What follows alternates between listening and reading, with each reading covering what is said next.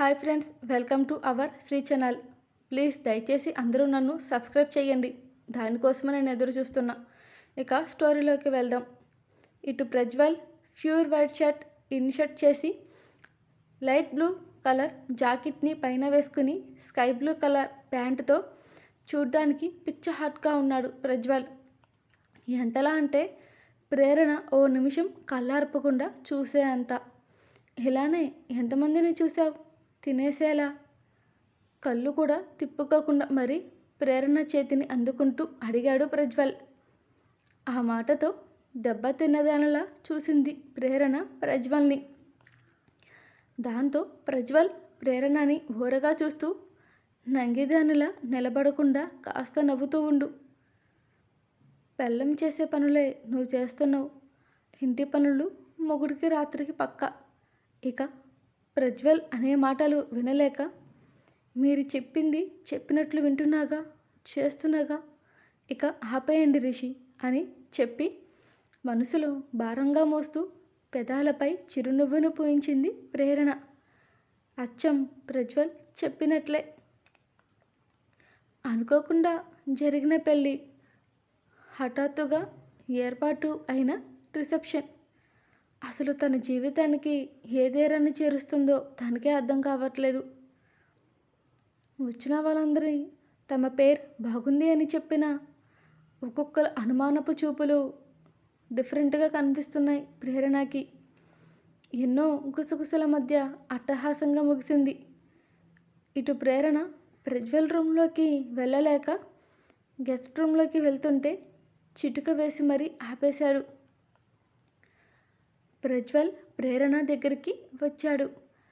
మిర్రర్లోంచి చూస్తూ ఎందుకు వచ్చాడో అర్థం కాక అతడి వైపుకి తిరిగేలోపు సడన్గా ఎత్తుకున్నాడు ప్రజ్వల్ ప్రేరణని. అస్సలు ఊహించలేదు ప్రజ్వల్ అలా చేస్తాడని. ఊహించిన విధంగా ప్రేరణ ముందు ఉలిక్కిపడి ఆ తర్వాత టెన్షన్ వచ్చేసింది కాబోలు. పడిపోతానేమో అని గట్టిగా అతడి మెడ చుట్టూ చేతులు వేసింది ఆమె. అస్సలు కనిపించని అతడి మొహంలోని భావాలు అర్థం చేసుకోవాలని ప్రయత్నించిన ప్రతిసారి విఫలం అవుతూనే ఉంది. ఆమె మనసుని అతను అర్థం చేసుకోలేదు.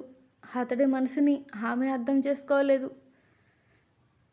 అర్థం చేసుకునేసరికి ఇద్దరి జీవితాలు ఏ తీరానికి చేరతాయో మరి చూద్దాం. టెన్షన్ పడకు, నిన్ను పడేస్తాను అని. రేపటి నుంచి ఇంట్లో ఉన్న వర్కర్స్ రారు, నువ్వు తప్ప ఇంకెవరు చేస్తారు? ఆ మాటకి ప్రజ్వల్ వైపు అలాగే చూస్తూ ఉంది ప్రేరణ. అసలు అంత కోపం వచ్చే పని తనేం చేసింది?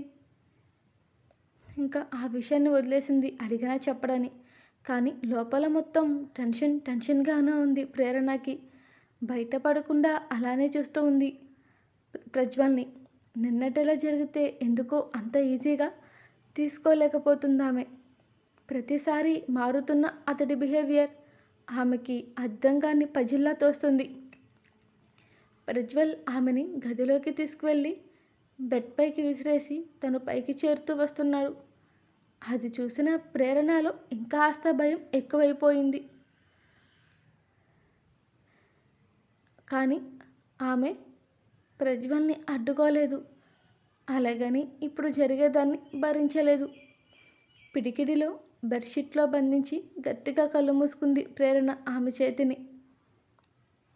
అవేం పట్టనట్టు ప్రజ్వల్ ఆమె వైపు అలాగే చూస్తూ ముందుగా ఆమె చెయ్యి పట్టుకున్నాడు సున్నితంగా. ఏయ్, లుక్ ఎట్ మీ అంటూ మేకింగ్ వాయిస్తో పిలుస్తూ, చాలా హాట్గా ఉన్నావు తెలుసా? పక్కా కొలతలు నీవి, ఏవి ఎక్కడ ఉండాలో అంత పర్ఫెక్ట్ ఫిగర్ నీది అంటూ ప్రజ్వల్ చెయ్యి ప్రేరణ హ్యాండ్ పట్టుకోగానే ఆమె బాడీ జర్క్ ఇచ్చినట్టు కళ్ళని ఇంకాస్త గట్టిగా బిగబెట్టేసింది ఆమె. ఆమె చేతులపైన కిస్ చేసి హెవీగా ఉన్న బ్యాంగిల్స్ అన్నిటినీ తీసేసి పట్టుకుంటే జారిపోయాయి. తెల్లని దూదుల్లో ఉన్న ఆమె అరచేతుల్లో ముద్దు పెట్టుకున్నాడు ప్రజ్వల్. ఓవైపు ప్రజ్వల్ మాట్లాడుతున్న మాటలకి, ఇంకోవైపు అతడి చేతులకి ఆమె మనసు ఎంతో నరకాన్ని అనుభవిస్తుంది. ఏ భర్త అలాంటి మాట్లాడాడేమో. ప్రజ్వల్ మాట్లాడిన మాటలకి ఏడుపు ఆపుకున్నందుకు భుజాలు రెండు ఎగిసి ఎగిసి పడుతున్నాయి ప్రేరణకి. బహుశా ఇష్టంతో చెప్తుంటే సిగ్గుతో ఆమె కళ్ళు కిందకి వాలిపోయాయేమో. కానీ ఇప్పుడు ఆ మాటల్ని తీసుకోలేకపోతుంది ఆమె మనసు. అతడి చేతిలో మైనపు బొమ్మల ఒదిగిపోయిందామె. హ్యాండ్ మొత్తం పెదవులతో రాస్తూ షోల్డర్పై చిన్నగా కిస్ చేసి అక్కడ కొరికి పెట్టాడు సిద్ధార్థ్. ప్రజ్వల్. ఆమెకి ఏం చేయాలో అర్థం కావట్లేదు. ప్రజ్వల్ కళ్ళల్లో కనిపిస్తున్న ప్రేమ చేతుల్లో కనిపించట్లేదు. ప్రజ్వల్ చేసే ప్రతి పని ప్రేరణకి ఇష్టం లేకుండానే జరుగుతుంది అని అనిపిస్తుంది. కానీ తన మనసు ఇంకా దీనికోసం ప్రిపేర్గా లేదు. అసలు అతడికి ఎలా చెప్పాలో తెలియట్లేదు. చెప్పినా వినిపించుకునే పరిస్థితిలో లేడు తన మాటని. అదే చెప్తే ఒకవేళ మా కుటుంబంలో ఎవరిని ఏం చేస్తాడో తెలీదు. అసలు చూడ్డానికి సింపుల్గా కనిపిస్తున్న ఎవరికీ తెలియని రఫ్నెస్ అతడిలో ప్రేరణకి మాత్రమే తెలుసు. ప్రజ్వల్ పరిచయం చేసింది కూడా అదే ఆమెకి. అదే ఇష్టంతో సంబంధమే లేకుండా వెనక్కి తిప్పి బ్లౌజ్కున్న థ్రెడ్ తన చేత్తో ఫోర్స్గా లాగేశాడు ప్రజ్వల్. దాంతో ఉలిక్కిపడి అతడి వైపుకి తిరిగిందే కానీ మళ్ళీ అంతే స్పీడ్గా వెనక్కి తిప్పి ఆమె తల్లో ఉన్న మల్లెపూల్ని గాఢంగా వాసన పీల్చేసరికి తెలియని మైకం ఆవహించింది ప్రజ్వల్లో.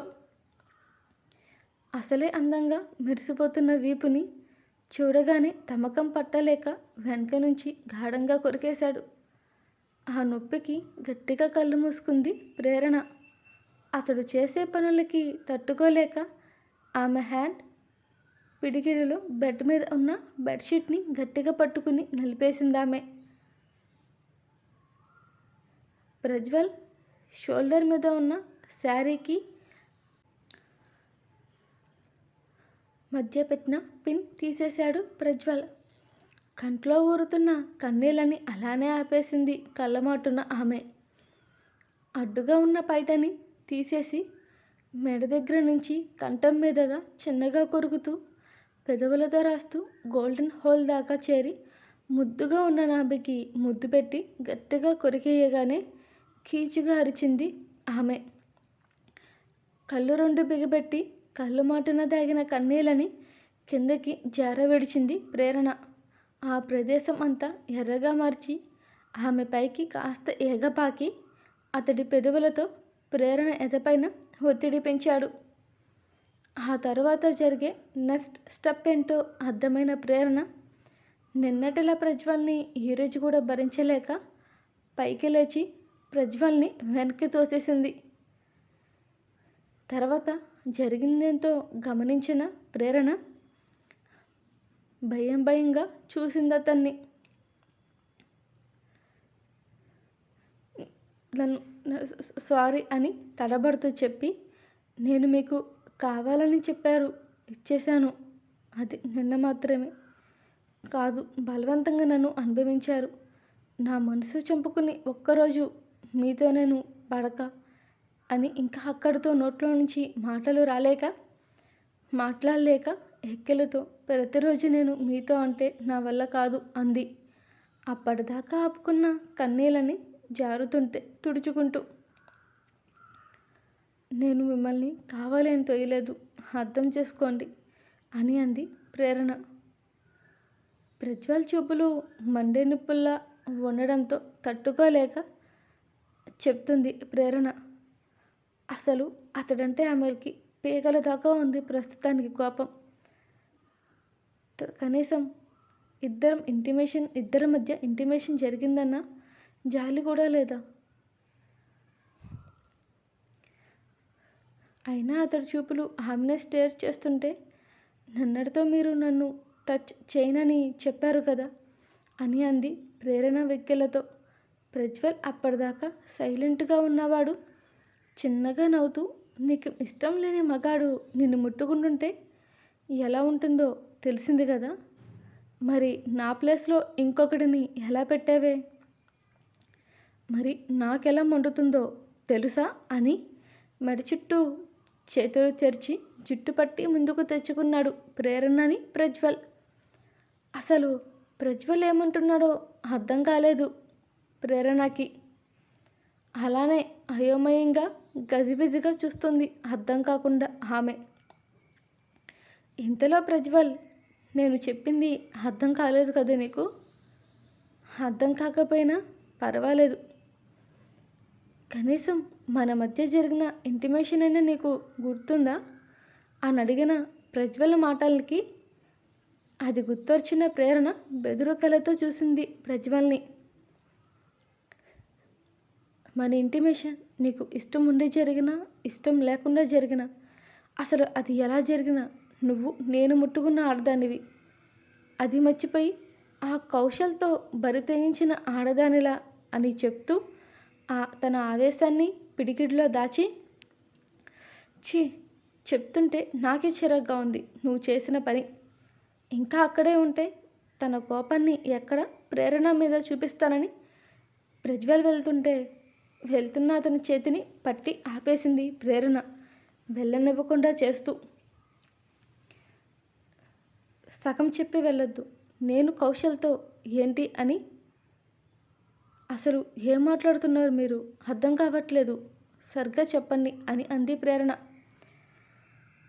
సరే చెప్తాను విను, నేను ఉండాల్సిన ప్లేసును వాణ్ణి తీసుకొచ్చి పెట్టావు, మీ ఫ్యామిలీ నీ ఇష్టాన్ని కాదు అన్నదు, కానీ నువ్వు జరిగింది చెప్పలేదు, కనీసం నేను అక్కడే ఉన్నా నా ముందు కూడా నువ్వు ఓపెన్ అవ్వలేదు, మాట్లాడదామని నేను నీ దగ్గరకు వస్తే నన్ను అవాయిడ్ చేసావు, సరే ఇబ్బంది పడుతున్నావేమో అని నేను నీ రూమ్లోకి వచ్చేలోపు నువ్వు కౌశల్తో అంతకుమించి చెప్పలేక అందుకే నేను నా రూట్ని చూసుకున్నా, నా నుంచి నువ్వు ఇంత ఈజీగా మూవ్ ఆన్ అవుతామని అనుకోలేదు, కానీ అయ్యావు, నా ఎదురుగానే వేరే మగాన్ని నువ్వు అని గట్టిగా గాలి పీల్చి వదిలి చెప్పాలంటే నీ మనసు ప్రతి క్షణం నరకాన్ని అనుభవించాలి, అది కూడా నా స్పర్శతోనే, నేనంటే నీకు ఇష్టం లేదు కదూ, అందుకే టచ్ చేస్తా, ఎవ్రీ మినిట్ టచ్ చేస్తా, మాట మీద నిలబడ్డానికి నేనేమి సత్యహరిశ్చంద్రుని బ్రదర్నేమి కాదు, నిన్ను ఇంచు కూడా వదలకుండా మరీ టచ్ చేసి నీకు రుచి చూపిస్తా, నాకు ఇష్టమైనది వేరే వాళ్ళు టచ్ చేస్తే ఎలా ఉంటుందో అన్న ఫీలింగ్ నీకు ప్రతిరోజు కనపడేలా చేస్తాను ఖచ్చితంగా, ఇది ఇట్స్ మై వార్నింగ్ అంటూ ప్రజ్వల్ ఆవేశంగా చెప్తుంటే ఏదో మిస్టేక్ మన మధ్య జరిగింది అనుకుంటూ రిషి అది కాదు అనేలోపు చెంప మీద గట్టిగా కొట్టి ఎదురుగా ఉన్న సోఫాలోకి తోసేశాడు ప్రజ్వల్ ప్రేరణని. కనీసం చెప్పే అవకాశం కూడా ఇవ్వలేదు అతడు ఆమెకి ప్రేరణకి. విసిరేసిన ఫోర్స్కి సోఫా హ్యాండిల్ తగిలి నుదుటి మీద దెబ్బ తగిలింది ప్రేరణకి. ఎక్కడో ఏదో మిస్టేక్ జరిగింది అనుకుంటూ ఇప్పటిదాకా కోపంగా ఉన్నది మాత్రమే బాధగా మారిపోయింది ప్రజ్వల్ విషయంలో. కనీసం ఆమె ఏం చెప్తుందో కూడా